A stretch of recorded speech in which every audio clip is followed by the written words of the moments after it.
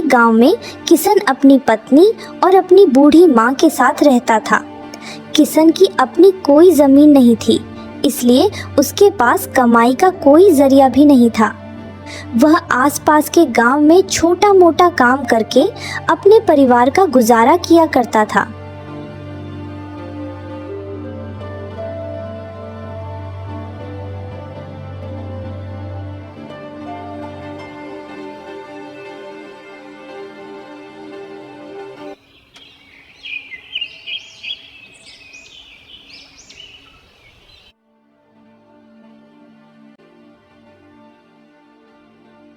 बेटा, आज दिन भर कैसे रहा?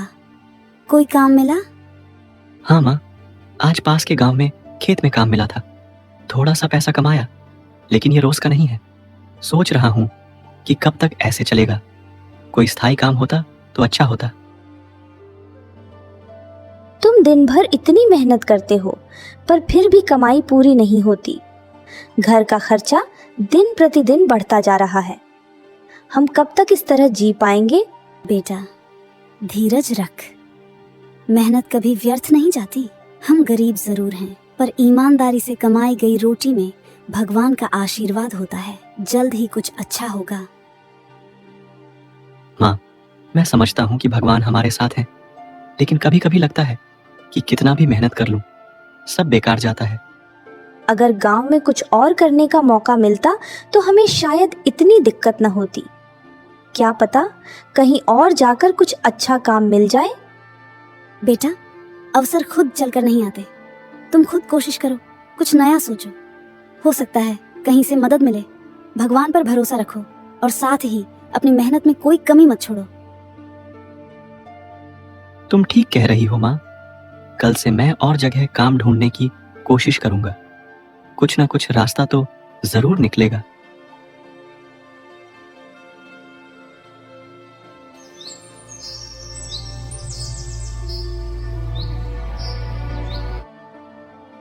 किशन अगले दिन फिर काम की तलाश में निकल पड़ता है। बड़ी बाजार चलता हूँ, वहां शायद काम मिल जाए। यह जंगल वाला रास्ता ले लेता हूँ, इससे जल्दी पहुंच जाऊंगा। ऐसा सोचकर किशन जंगल के रास्ते निकल पड़ता है। किशन चल ही रहा था कि उसे रास्ते में एक पक्षी जमीन पर पड़ा हुआ दिखता है। जब किशन उसके पास जाता है तो वहां एक गिद्ध घायल अवस्था में पड़ा हुआ था। मेरी मदद करो, मेरी मदद करो। तुम बोल सकते हो? यह कैसे संभव है? हाँ, मैं एक बोलने वाला गिद्ध हूँ। मैं इस जंगलों के रास्ते से गुजर ही रहा था कि तभी इस पेड़ की घनी टहनी से मेरे पंख टकरा गए और घायल होकर मैं नीचे गिर गया। मेरी मदद करो। ठीक है, मैं तुम्हारे घाव को भरने के लिए आसपास कुछ जड़ी बूटियां ढूंढता हूँ।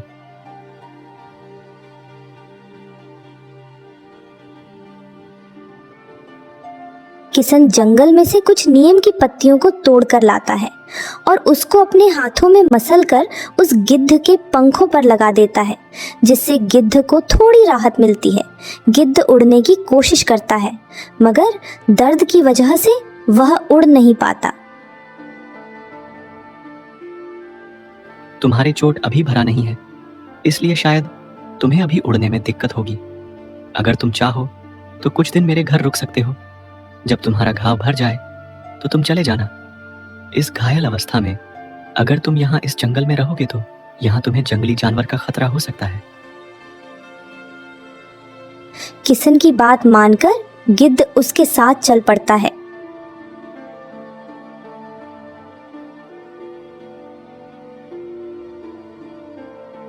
घर पहुंचकर किशन सारी बात अपनी पत्नी को बताता है। यह तो आपने बहुत अच्छा किया जो इस पंछी को यहाँ ले आए। जंगल में इसके लिए बहुत खतरा हो सकता था, लेकिन एक बहुत बड़ी मुश्किल है। कैसी मुश्किल? हम तो शाकाहारी हैं, हम सिर्फ अनाज खाते हैं। हम इस पंछी के खाने का इंतजाम कैसे करेंगे? हम मांस मछली तो छूते भी नहीं हैं। ये बात तो तुम सही कह रही हो सरला। तुम चिंता मत करो, मेरा शरीर एक गिद्ध जैसा जरूर दिखता है, पर मैं मांस नहीं खाता। मैं भी तुम्हारी तरह ही शाकाहारी हूँ, और मैं भी केवल फल फूल और अनाज खाता हूँ। ये कैसे हो सकता है? एक गिद्ध होकर तुम फल फूल खाते हो? क्योंकि मैं तुम्हारी दुनिया का पक्षी नहीं हूँ, मैं एक दूसरी दुनिया का पक्षी हूँ। बस घूमते घूमते मैं तुम्हारी दुनिया में आ गया था और घायल होकर यहीं गिर पड़ा। हमारी दुनिया में सब शाकाहारी है, कोई भी मांस मछली नहीं खाता। यह तो बहुत अच्छी बात है। अगर तुम्हारी दुनिया जैसी हमारी दुनिया भी होती तो इस धरती पर किसी भी जीव की हत्या नहीं होती।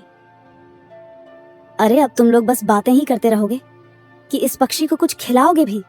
देखो, ये पता नहीं कितने दिनों से वहां पड़ा हुआ था। इसने कुछ खाया भी होगा कि नहीं। पहले इसे खाना खिला दो। मैं अभी बस इसके खाने के लिए कुछ फल फूल लेकर आती हूँ। सरला गिद्ध के सामने कुछ फल रख देती है और वह झटपट उन फलों को खा लेता है। चलो अब हम सब भी खाना खा लेते हैं।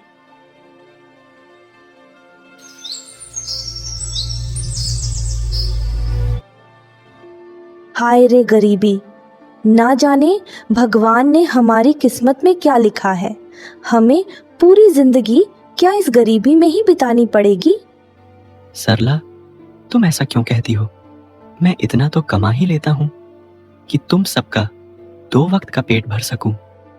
क्या बस 2 वक्त की रोटी से ही आप अपने बच्चों का भविष्य बनाएंगे? सरला, तुम चिंता मत करो। तब के लिए तुम अभी क्यों चिंता करती हो? जब वह वक्त आएगा तब हम कुछ ना कुछ कर ही लेंगे। उन दोनों की यह बातें वह गिद्ध सुन रहा था। तभी वह बीच में बोल पड़ता है। अगर तुम सच में इस गरीबी से निजात पाना चाहते हो तो मैं तुम्हें अमीर होने का रास्ता दिखा सकता हूँ। हम अमीर हो सकते हैं? भला वो कैसे? क्या आप हमें अमीर होने का रास्ता बता सकते हैं? मेरी बात ध्यान से सुनो। यहाँ से 10 किलोमीटर दूर सुखपुरम नाम का जंगल शुरू होता है। उस जंगल के अंदर तुम्हें चलते जाना है। जैसे जैसे तुम उस जंगल के अंदर चलते जाओगे तुम्हें वहाँ बहुत सारी बाधाएं आएंगी। अगर तुम उन बाधाओं को पार करके आगे निकल जाते हो तो तुम उस खजाने तक पहुँच सकते हो। लगता है इस पक्षी को भगवान ने हमारे लिए ही भेजा है। तो ठीक है, मैं कल सुबह ही सुखपुरम के जंगलों के लिए निकल जाऊंगा।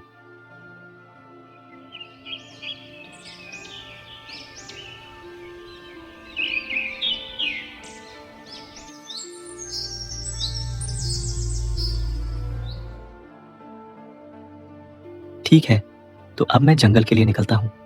तुम माँ का और इस परिंदे का ध्यान रखना।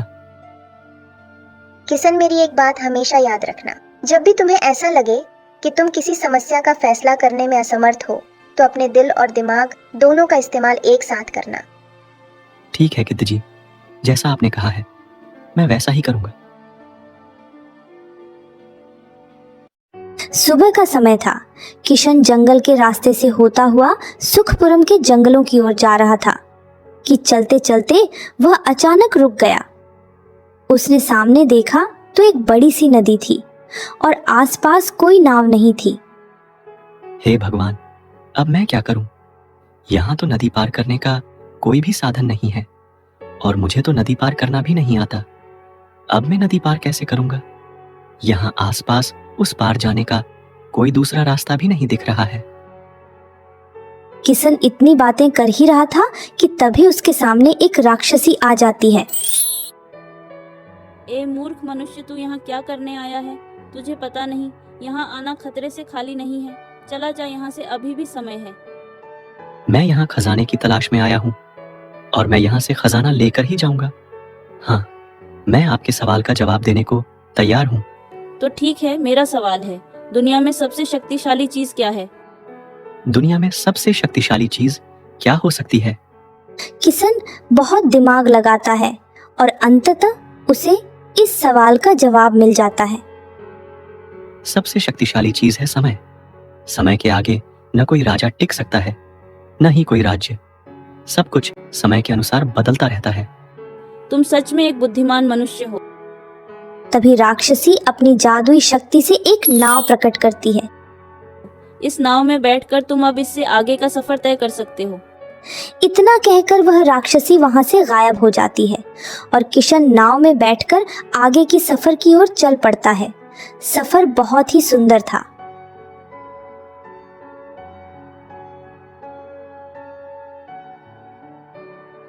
नाव से उतरकर किशन जंगल के उस पार पहुंच जाता है और जंगलों के रास्ते होते हुए बढ़ते जाता है। रास्ते में चलते चलते अचानक वह रुक जाता है। जब वह सामने देखता है उसे एक गुफा दिखाई देती है। वह गुफा के अंदर चला जाता है।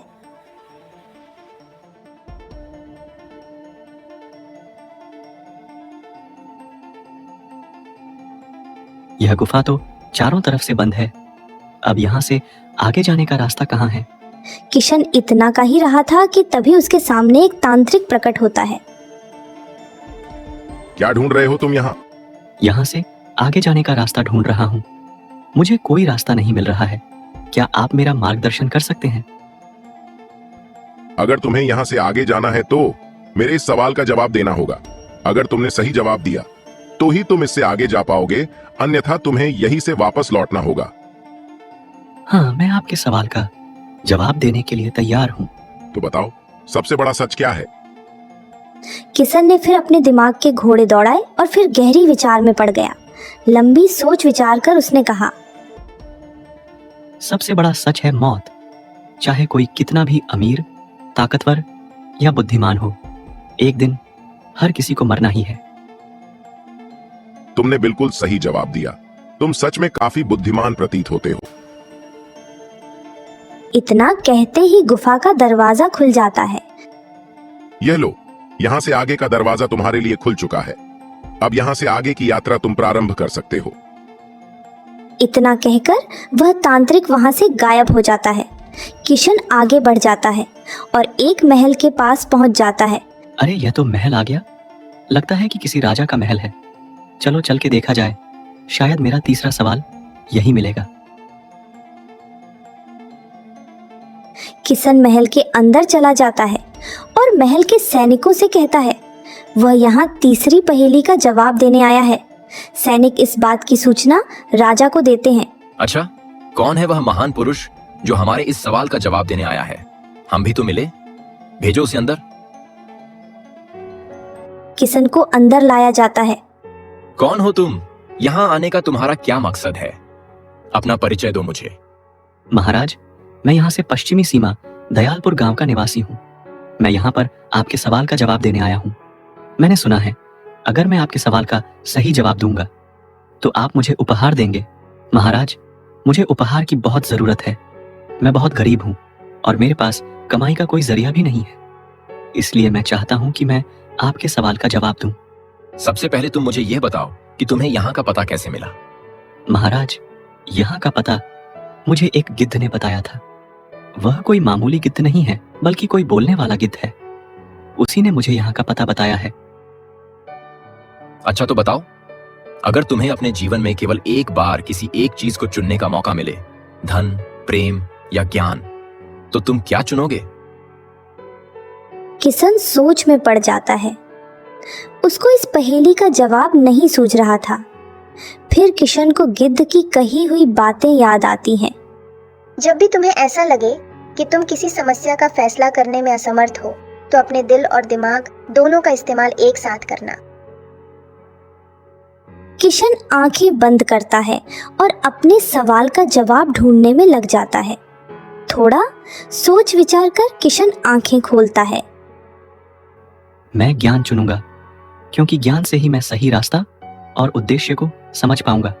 प्रेम और धन भी सही तरीके से तभी मिल सकते हैं जब मेरे पास ज्ञान हो। किशन के जवाब से राजा बहुत प्रभावित होता है। वाह किशन, तुम तो सच में बहुत ही ज्यादा बुद्धिमान और धैर्यवान व्यक्ति हो। मैं तुम्हारे जवाब से प्रभावित हुआ। महामंत्री जी, जो इस सवाल के लिए जो मैंने उपहार रखे थे वह किशन को दे दो। किशन को इस सवाल के जवाब देने के बदले में बहुत सारे सोने के सिक्के मिलते हैं। किशन, अब से तुम हमारे दरबार के एक विशेष सलाहकार हो। यह सवाल हमने अपने दरबार के विशेष सलाहकार की नियुक्ति के लिए रखा था और तुम इस सवाल का जवाब देने में पूरी तरह समर्थ रहे। अब तुम हमारे दरबार के विशेष सलाहकार हो। अब से तुम अपने परिवार के साथ हमारे दरबार में रहोगे। जाओ, अपने परिवार को ले आओ। धन्यवाद महाराज, आपका बहुत बहुत धन्यवाद जो इस गरीब को आपने इतना सम्मान दिया। उन सोने के सिक्कों को लेकर किशन अपनी गांव की ओर निकल पड़ता है। गांव पहुंचकर वह सारी बातें अपनी पत्नी सरला को बताता है। जी, अब तो हम धनवान बन जाएंगे, अब हमारी भी गरीबी दूर हो जाएगी। आखिरकार राज दरबार में आपको काम जो मिल गया है।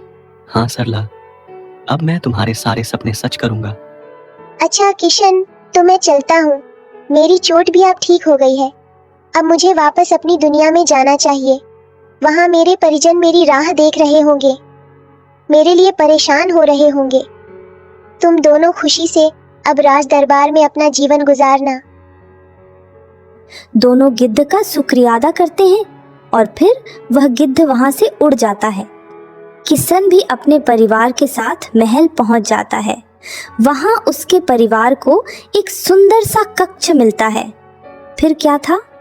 उस दिन से उनके जीवन में खुशियों की बहार ने दस्तक दी।